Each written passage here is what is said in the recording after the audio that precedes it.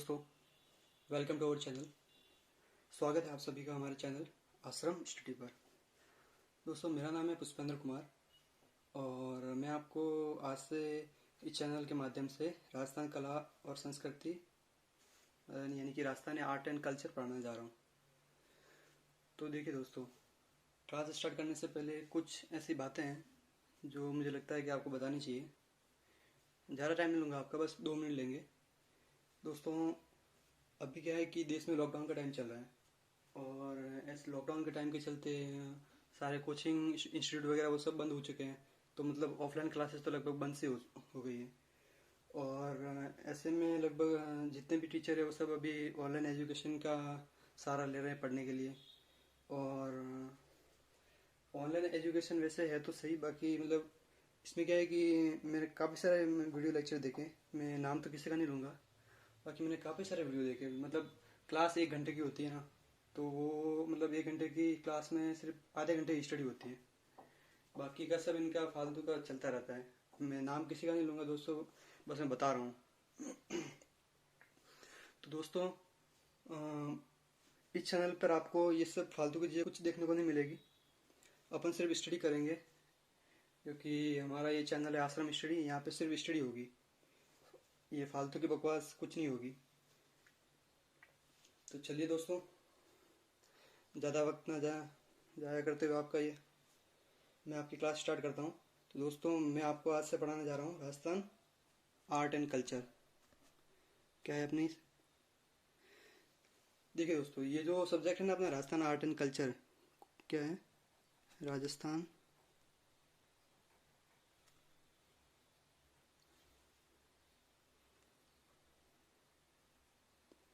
Rajasthan art and culture.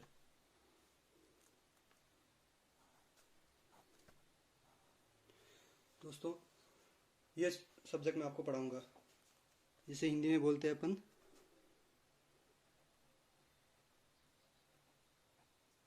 Rajasthan की कला और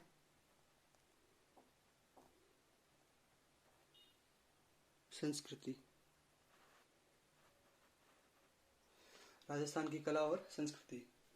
देखिए दोस्तों, ये जो सब्जेक्ट है ये राजस्थान के अभी जैसे राजस्थान में अभी बहुत सारी वैकेंसी आ चुकी है और उन सब एग्ज़ाम में ये सब्जेक्ट आपका काफ़ी इंपॉर्टेंट रोल प्ले करता है। जैसे कौन कौन से एग्ज़ाम में ये आपका सब्जेक्ट काम आएगा वो मैं आपको बता दूं। देखिए दोस्तों,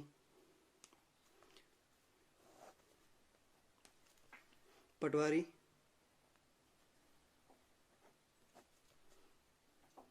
पुलिस जो कांस्टेबल की आ चुकी है अभी,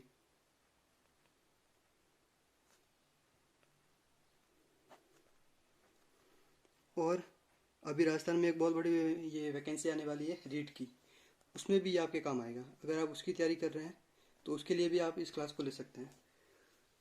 ठीक है दोस्तों, और अभी मैं आपका ये क्लास का जो पहला टॉपिक है फेस्टिवल, वो मैं आज शुरू करूँगा। ठीक है, तो चलिए दोस्तों, आपका ज़्यादा टाइम न लेते हुए क्लास को स्टार्ट करते हैं। अभी अपने आज का पहला टॉपिक क्या है? फेस्टिवल।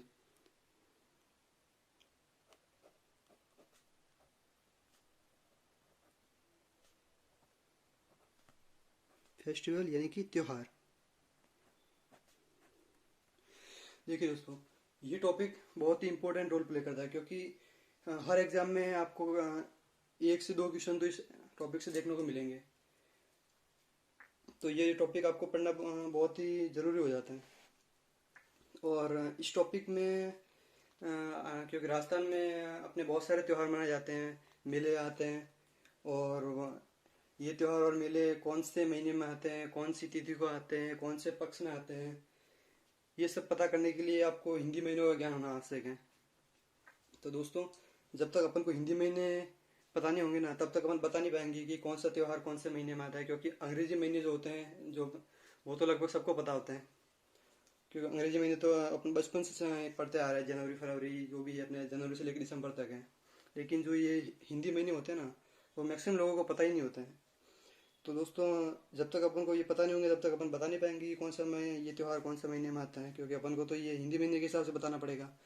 तो सबसे पहले अपन हिंदी महीने सीखते हैं। ठीक है दोस्तों, तो देखिए दोस्तों, मैं हिंदी महीने आपको पहले बताता हूँ।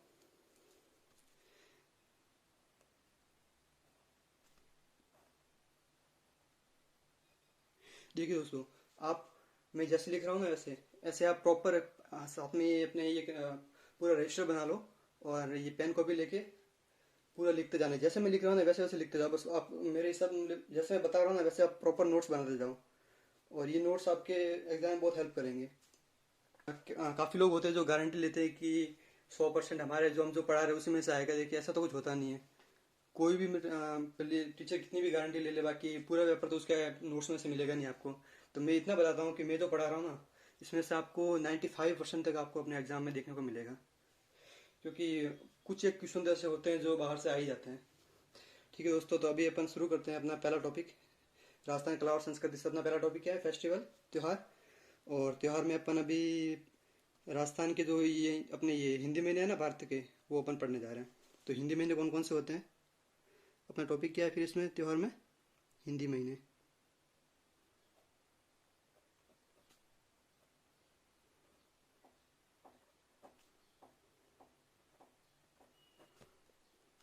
हिंदी महीने, देखिए दोस्तों, हिंदी महीने जिस प्रकार अंग्रेजी महीने 12 महीने होते हैं, उसी प्रकार हिंदी महीने भी 12 ही होते हैं। तो वो कुछ इस प्रकार है।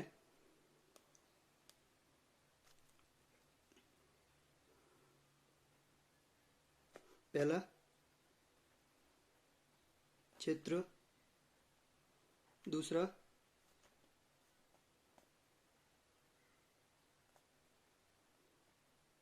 वैशाख, तीसरा ज्येष्ठ, चौथा आषाढ़, पांचवा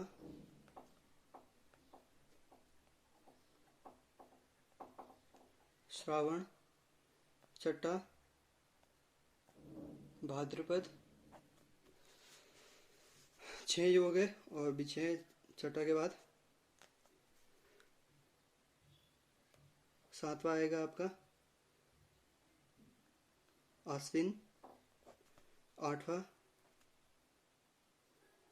कार्तिक, नौवां मार्गशीर्ष। ये मार्गशीर्ष है दोस्तों, मार्गशीर्ष। मार्गशीर्ष 10वां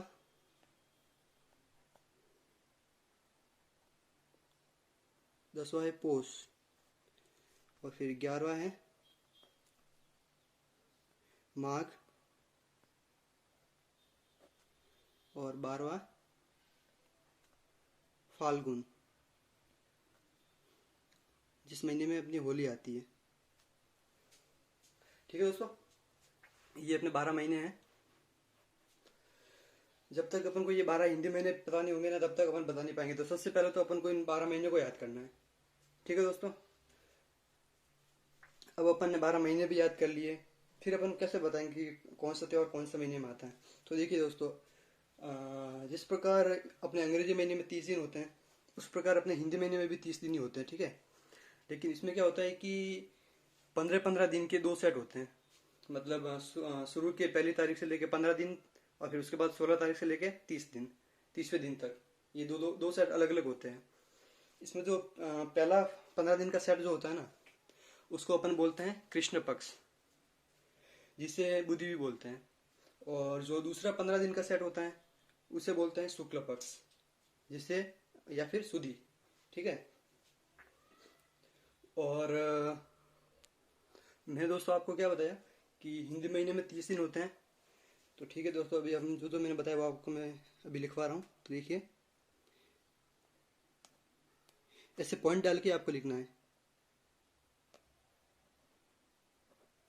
किसी भी हिंदी महीने में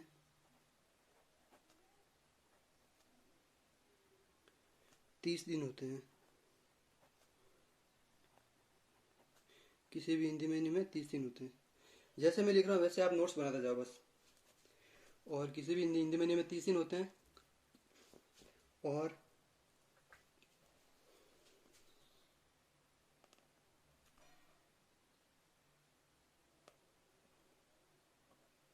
किसी भी हिंदी महीने में 15 दिन के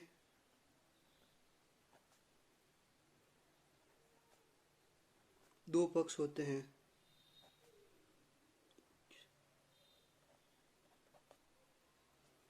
15 दिन के दो पक्ष होते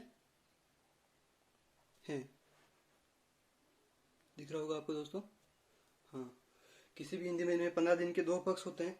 इसमें से आपकी पहली तारीख से लेके जो 15वां दिन आएगा उसको अपन बोलेंगे, जिसमें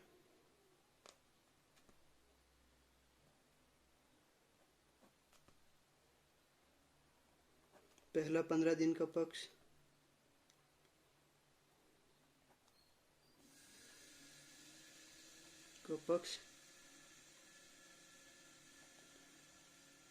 कृष्ण पक्ष या बुधि होता है, ठीक है। और दूसरा 15 दिन का पक्ष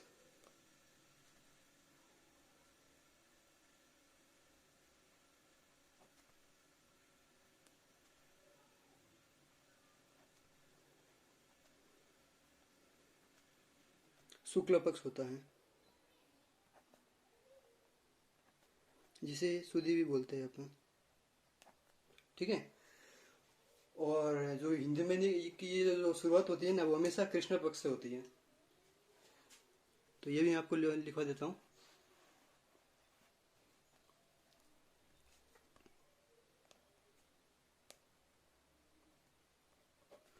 महीने की शुरुआत हमेशा कृष्ण पक्ष या बुधि से होती है। कृष्ण पक्ष या बुधि से होती है, ठीक है। अब कृष्ण पक्ष से होगी तो मतलब पहली तारीख से होगी स्टार्ट, और 15 दिन तक अपना कृष्ण पक्ष चलेगा हिंदी महीने में। और इसमें देखिए जो दोस्तों, ये अपना 15वां दिन होता है ना कृष्ण पक्ष का, उसका एक अलग से नाम है। उसको अपन बोलते हैं, क्या बोलते हैं? अमावस्या। ये अपना कृष्ण पक्ष है, तो इसमें अपन अभी लिखेंगे ऐसे,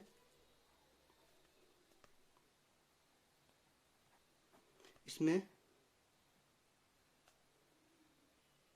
15वां दिन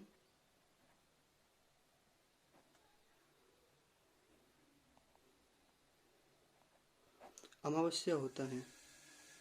जी हाँ दोस्तों, काली रात, जिस दिन चांद बिल्कुल दिखाई नहीं देता अपन को, पूरा अंधेरा होता है, तो अपने कृष्ण पक्ष का 15वां दिन होता है, ठीक है दोस्तों। अब 15 दिन के बाद फिर शुक्ल पक्ष अपना स्टार्ट हो जाएगा। शुक्ल पक्ष में भी फिर वैसे ही पहला दिन आएगा, दूसरा दिन आएगा, और फिर जैसे वो लास्ट वाला दिन आएगा ना, 30वां दिन, तो उसको अपन बोलते हैं पूर्णिमा। और ये पूर्णिमा वही रात होती है जिसे अपन बोलते हैं कि पूनम का चांद। जैसे आप बोलते हो कि आज चांद बड़ा बहुत ही पूरा दिखाई दे रहा है, तो वो अपनी पूनम की रात होती है। उस दिन चांद पूरा दिखाई देता है अपन को, इसलिए उजाला बहुत ज़्यादा होता है, ठीक है दोस्तों। तो अभी देखिए आप कि मैंने क्या बताया आपको कि कृष्ण पक्ष के बाद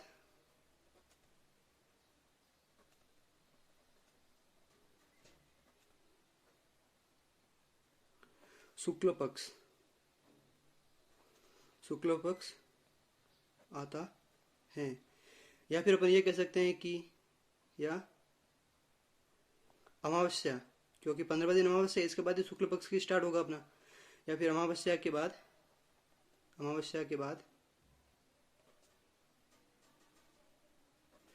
शुक्ल पक्ष की शुरुआत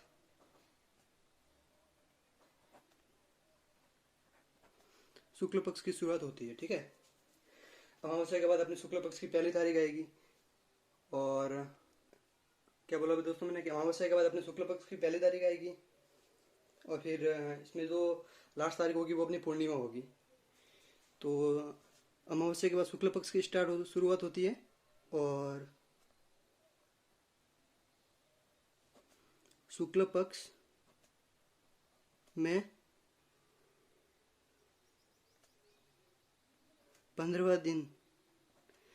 अब देखो शुक्ल पक्ष के हिसाब से देखे तो ये 15वां दिन है, लेकिन महीने के हिसाब से देखे तो फिर ये अपना 30वां दिन है। तो फिर यहाँ अथवा में भी लिख देंगे अपन कि शुक्ल पक्ष में 15वां दिन या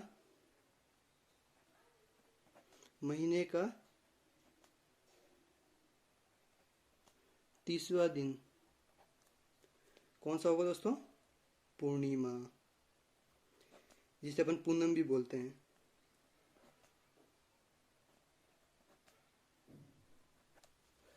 पूर्णिमा या पूनम होता है। इस दिन क्या होता है, चांद अपन को पूरा दिखाई देता है, मतलब जिसे अपन ऐसे अपन मारवाड़ी में बोलते हैं ना, उज्वाली रात, बस वही है दोस्तों। ठीक है दोस्तों। तो दोस्तों अभी मैं आपको एक दो त्योहार बता देता हूँ जो आपको मैं ट्रिक से याद करवाऊंगा। इसके बाद अपन जैसे आपने अपने बहुत ही एक इम्पोर्टेंट सा त्यौहार आता है होली। दोस्तों होली सबको पता है अपने त्यौहार आता है, लेकिन काफी लोगों को पता नहीं होता कि मतलब ये कौन से महीने में आता है। नहीं, वैसे होली तो लगभग सबको पता है कि ये फाल्गुन महीने में आता है, लेकिन ये नहीं पता होगा कि कृष्ण पक्ष में आता है, शुक्ल पक्ष में आता है, कौन सी तिथि को आता है।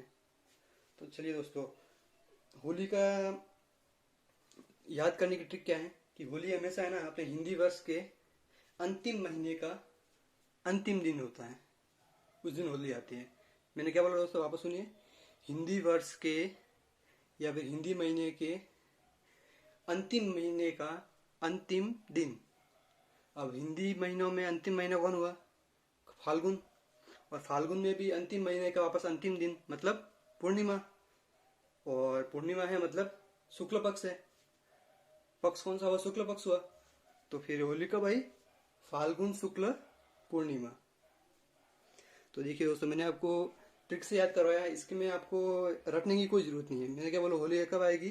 हिंदी महीने के अंतिम महीने का अंतिम दिन, बस इतना याद रखो। क्या बताया मैंने?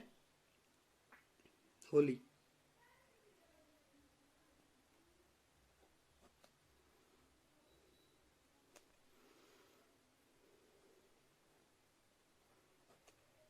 हिंदी महीनों में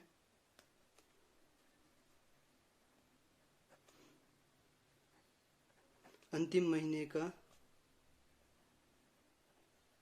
अंतिम दिन कौन सा हुआ दोस्तों? अंतिम महीने का अंतिम दिन कौन सा हुआ?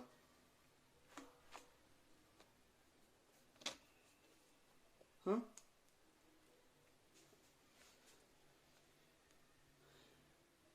अंतिम महीना हुआ अपना फाल्गुन, मतलब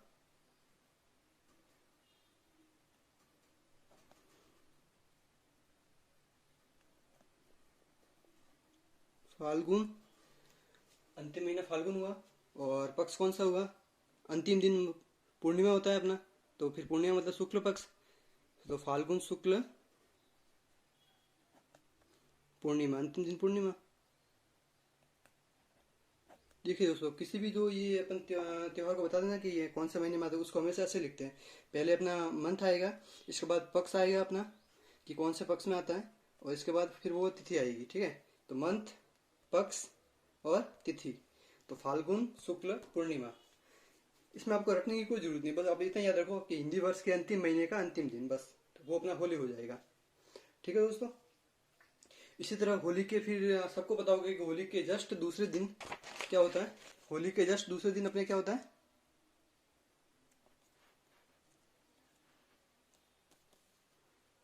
हाँ, तो होली के दूसरे दिन अपना धुलंडी आता है। तो धुलंडी को अपन कैसे याद रखेंगे?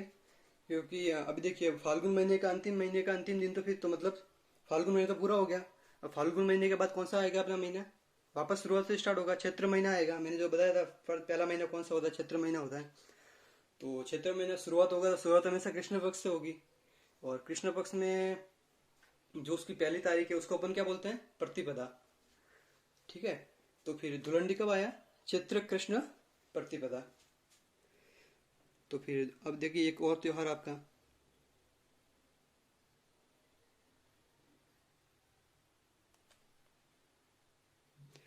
होली के बाद धुलंडी। तो इसकी क्या ट्रिक है? इसकी ट्रिक क्या है दोस्तों, कि हिंदी वर्ष के प्रथम महीने का प्रथम दिन, सॉरी, हिंदी महीनों में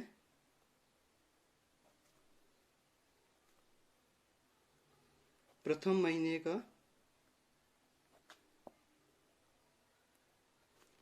आपको दिख नहीं रहा होगा दोस्तों, अब दिख रहा होगा, प्रथम महीने का